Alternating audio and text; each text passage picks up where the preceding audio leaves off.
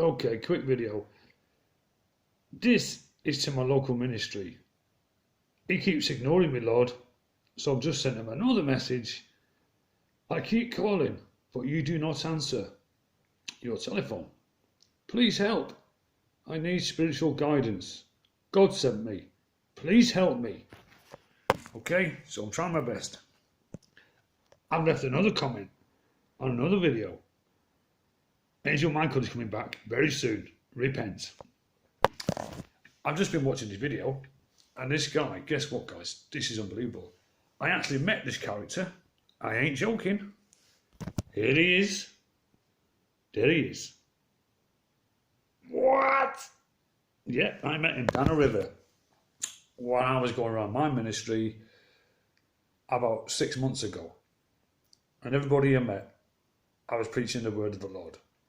And I came across this character. Sat down with his missus and 2 kids. And me being, I love children. I went over there and I thought, I better tell him what's coming. So I joined him at the table next to the river. And I was prophesying, I suppose. And I was telling him to get ready, boil water, etc., etc. And he said, I'm a vicar. And I went, really? I remember it distinctly, and that's him, guys. I've got a photographic memory. When I seen him, I thought, oh shit, it's him. And I'm sat there, giving it the big one. You know what, I can imagine what I was saying. And I must have sat there for about 15 minutes. And that was the end of that. And then lo and behold, I find him. And the way I found him was weird as well, because I met a lady and she kind of put me onto this ministry. And I thought, okay, I'll go and have a look and check it out. And there he is, the very same guy that I met. And he's telling a story about Jesus. How Jesus was such a humble man that he rode into Bethlehem on a donkey. And he always stood up for himself and he was strong, whenever questioned, and all this stuff. And he said, if you really follow Jesus and honour Jesus, then you should do the same as him and be strong and be bold in the face of tyranny or evil or whatever. I'll leave you the link and I'll find a timestamp for you where he speaks about this particular thing. And here he is. He's got a flock. And he's not even answering his telephone or even offering any real ministry whatsoever. I didn't hear anything in the video that suggests to me that he cares about his flock at all. He didn't say if you're worried about COVID, if you're worried about you being locked up for a year, if you're worried about this, if you're worried about that. Nothing. It's not preparing them for what's coming at all. And he keeps ignoring my phone calls. So I'll leave you the link and the timestamp. And you can go and hear what he's preaching. If you'd like to join his ministry, you're more than welcome. And another thing about lukewarm people who don't believe in God, or they do, that are halfway here or halfway there, I can only equate it to, if I thought someone was my friend, and I spoke to them 20 years down the line and said, I looked him in the eye and said, look, are you really my friend? I mean, really my friend? I mean, do you love me? Would you die for me? Would you, do you know what I mean? And they gave me the answer. And if I suspected that it wasn't 100% genuine, that would be the end. That would be finished for me. And I would get the old Spanish archer, which is L and bow, straight on out of here. Because,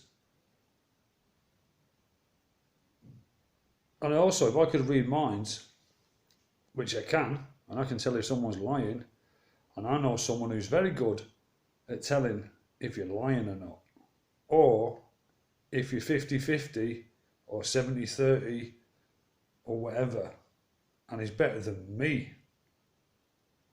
And you don't even have to open your mouth for him to know exactly where you stand.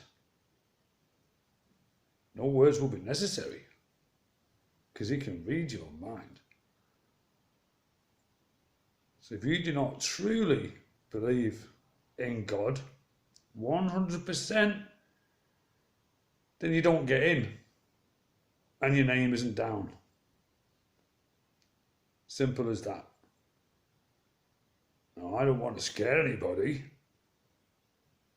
but I'm just telling you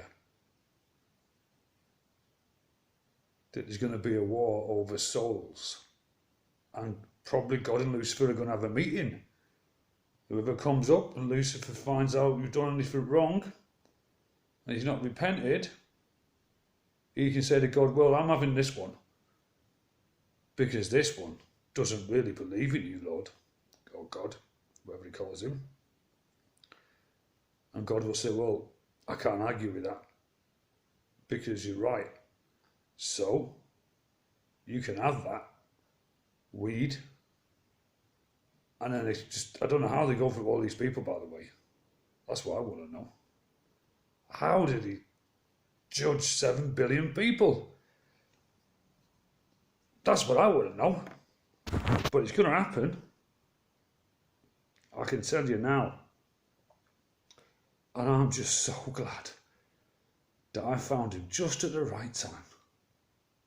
And some people said to me when I told them that I found God, and all the rest of it, they said, oh, well, you said before that you didn't believe in him. You know, you were this, no, you were that. Well, you can turn to God at any time, whether you're 20, 30, 40, 50, 60, 70 or 80. There is no time limit. And it used to really annoy me when people used to say that.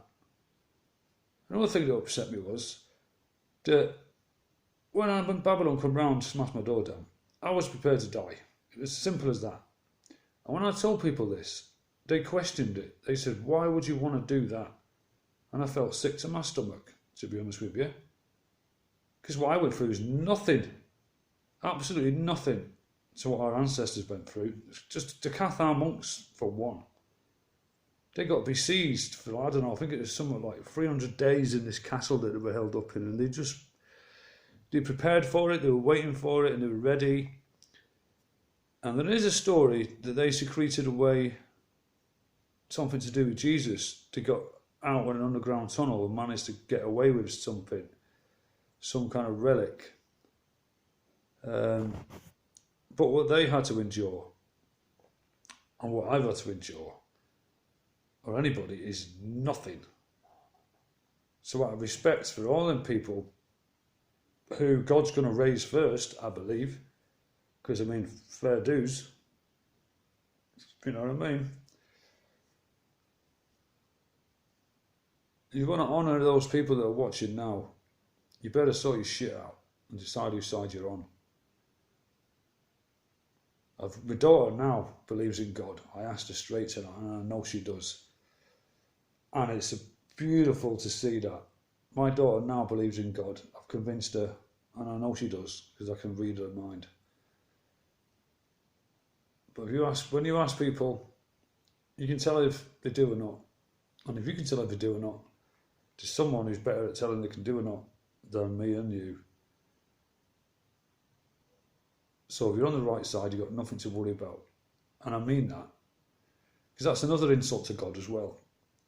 If He told you not to worry, and then you worry, it's a bit of an insult. It's like me convincing a friend that I'm going to look after him and everything's going to be all right. And I mean it and I believe it and I know it's to be true. And if he started doubting me all the way along the journey, he would actually start annoying me. You know, because I've already told you everything's going to be all right. So what you panicking for? You know, you're ruining the enjoyment. I could talk for hours, but I gotta go because I'm going to ring up the vicar because I need spiritual guidance because I don't understand the Bible. You know what I mean? Anyway, peace out. I love you.